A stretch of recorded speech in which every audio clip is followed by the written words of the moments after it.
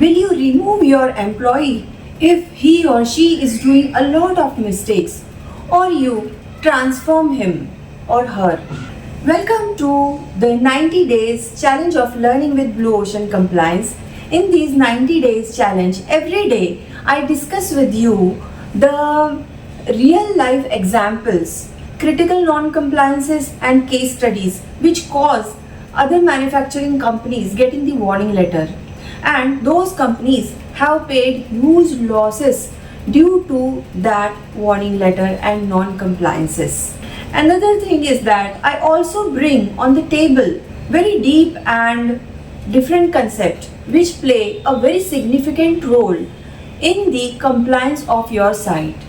You know that business of any pharmaceutical industry depends on the result of the regulatory inspections, and how you are performing in that audit is very critical. In the same way, the compliance must be in reality. Means we will not have to prepare for the audit, but we have to manufacture the good quality of the medicines, and that's why we have to comply with the guidelines and regulations. Now come to today's topic, whether you will remove the employee if he or she is doing a lot of mistakes.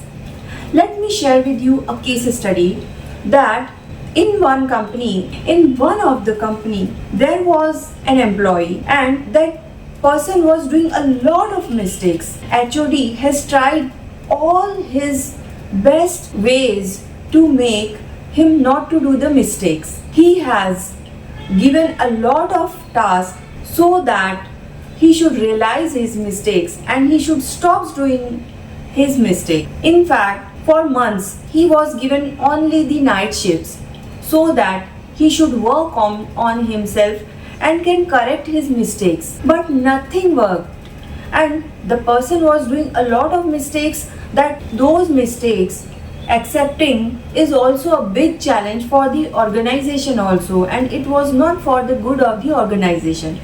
So it was decided finally that the employee should give the last chance now to correct his mistakes. It was thought that he was purposely doing mistakes, or he is not serious about his work and he is neglecting the seriousness of the compliance. And finally one day a few people reached out to me that, ma'am, there is one person, you will have to provide the training on good documentation practices.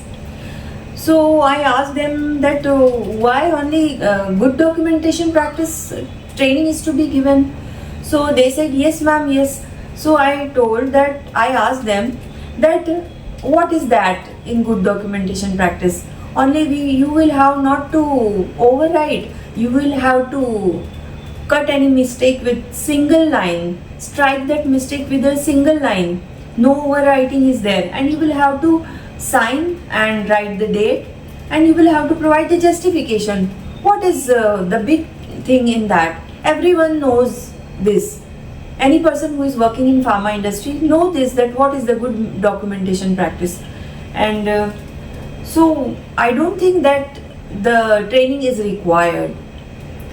When I said this to them, then they explained to me that, ma'am, this person has given so many chances to correct his mistakes, but still he is not able to stop doing the mistakes, and now the frequency of mistakes have gone so high that we cannot accept that kind of mistakes now in the documentation. So this is the last chance we are going to give to that person, that you provide him training, and maybe possible with your training the person may improve.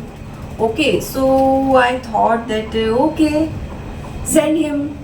Then I still remember those moments, and then that person came. I asked him his name and about him, and I discussed with him more than an hour, studying about him, his thought process, and I also given him my thought process about few things. And then that person has gone.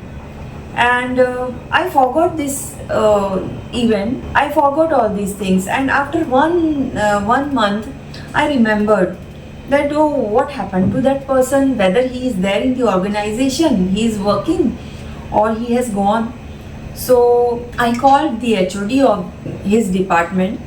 I called him and asked that what happened to that person, whether he is there, whether you could see some improvement, or he has left the organization. Whatever his answer was there, so I became so happy to hear that the HOD told that, ma'am, he is improved a lot. He not only stopped doing the mistake, but now he is reviewing the other person's documentation, and he is doing such a wonderful task, and he is ensuring that other people should not do the same, do the mistakes in the documentation. Now he is leading that area of compliance. So after this case, I thought and concluded that yes, there are few elements beyond the people think, that the skill, the knowledge, and there are many factors which are invisible factors, and we should work on them. And many such invisible factors I discussed in my book Blue Ocean of Compliance, that is there on Amazon, and you will have to work on that. Since why I am sharing this case study with you, because since many episodes we are discussing the human error. So first of all, we have discussed many frameworks where we discuss that it is not only the whenever we think that it is the human error, but the reality is that it is not the human error, right?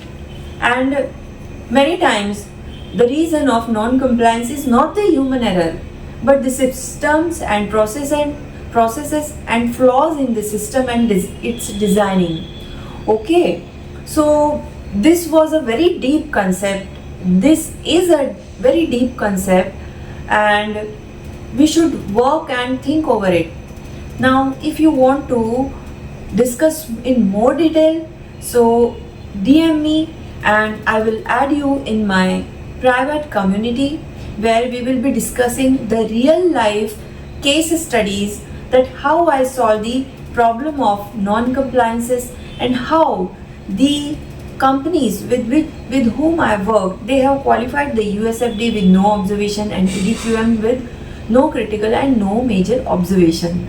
Okay, so stay tuned and do not forget to subscribe to my YouTube channel, and so that you will not miss any of the learning and such case studies, and you can apply these learnings on your site, and you can see the magic on your manufacturing site. With this, Dr. Rupali Paranspe signing out until we meet again. Bye. Thank you.